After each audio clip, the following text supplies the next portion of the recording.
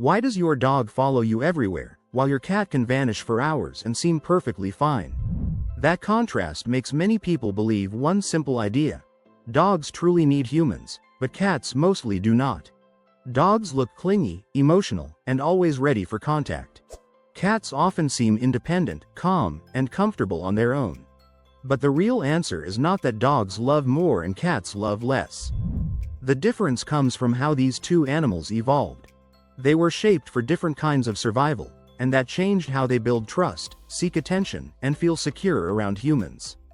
Once you understand that, their behavior starts to make a lot more sense. One of the biggest mistakes people make is judging pets by human standards. We assume that the animal asking for more attention must feel more love, and the animal that enjoys being alone must be colder or less attached. But that idea is misleading.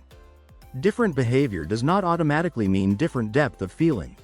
That is exactly how the old stereotype appeared: the loyal dog and the indifferent cat.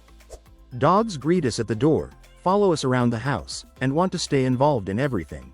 Cats may nap in another room, ignore us when we call them, or leave the room without any explanation. So people conclude that the dog is devoted and the cat is emotionally distant. But these animals were never built to act the same way. Dogs came from highly social ancestors. Long before they lived with humans, they survived in groups. Staying connected, reading signals, moving together, and cooperating were all part of survival. Over time, domestication made those social traits even stronger. The dogs that adapted best to human life were the ones that could understand people, tolerate close contact, and work well with humans. That is why attention matters so much to dogs. For many of them, being close to a trusted person is not just pleasant, it feels safe. Human presence can mean structure, reassurance, and emotional stability. When a dog follows you into every room or lies nearby all day, it is often doing what its instincts tell it to do: stay close to an important member of the group. In that sense, dogs really are built to seek connection. Their need for attention is deeply tied to their social nature. They are not being dramatic for no reason. For a dog, closeness is often part of how security works. Cats followed a very different path. Their ancestors were solitary hunters. They survived through patience, observation, and independence, not through constant cooperation. A cat did not need a group to hunt well or stay safe. It needed control over its environment and the ability to rely on itself. When cats began living near humans, the relationship also formed differently. Humans stored grain, grain attracted rodents, and rodents attracted cats. Living near people was useful, but cats did not need to become as socially dependent as dogs. They could benefit from human spaces while keeping much more of their original independence. That is why many cats feel completely comfortable spending time alone. Resting in another room, hiding in a quiet place, or disappearing for a while is normal cat behavior. For a cat, solitude does not automatically feel like loneliness.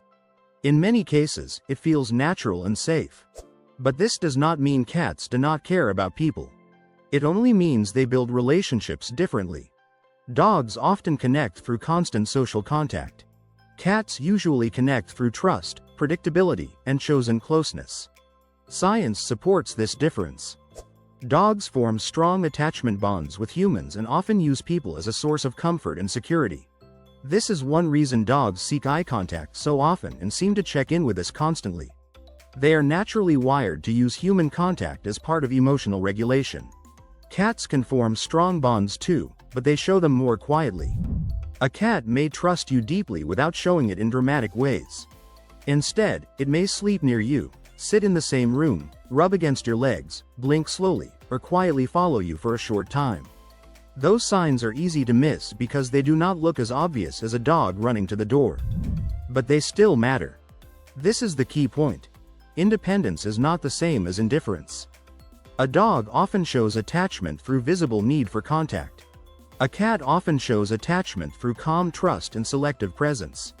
The style is different, but both can be real. If you want a better relationship with your pet, the most important thing is to respect that difference. Most dogs need regular interaction, shared activity, and emotional contact. Walks, play, training, and simple presence are not just entertainment for them, they are often essential parts of well-being. A dog that does not get enough attention may become anxious, stressed, or overly needy. Cats usually need another kind of relationship.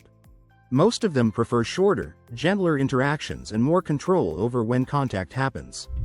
They often respond better when you let them approach first, notice what kind of touch they enjoy, and respect when they want space.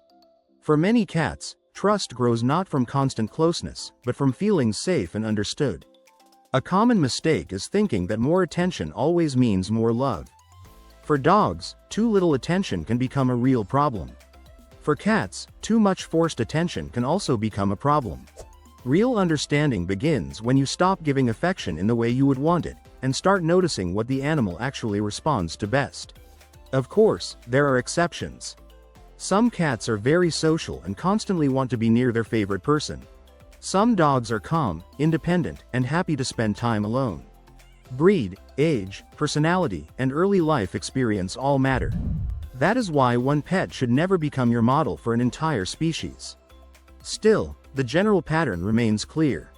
Dogs are usually more likely to need constant attention because their social instincts were shaped around connection and cooperation. Cats also value humans, but their relationships are built more around trust and independence than non-stop contact. So who really needs humans more? In general, dogs do. Their emotional balance often depends more directly on closeness, interaction, and shared activity. Cats need humans too, but usually in a quieter way. They often do not need your constant attention to feel secure, they just need stability, safety, and the freedom to choose closeness on their own terms. And that is the main takeaway. Different behavior does not mean different depth of feeling. Dogs and cats are not competing over who loves more. They are simply expressing attachment through two different systems shaped by nature. A dog often says, "Stay with me." A cat often says, "Let me choose when I stay with you." Both can mean trust. Both can mean comfort. And both can be real love. Who asks for more attention in your home, your dog or your cat? Share your story in the comments. If this video helped you understand your pets better, leave a like and subscribe to the channel. More videos are coming about animal psychology, cat behavior, dog behavior, and the science behind how pets think and feel.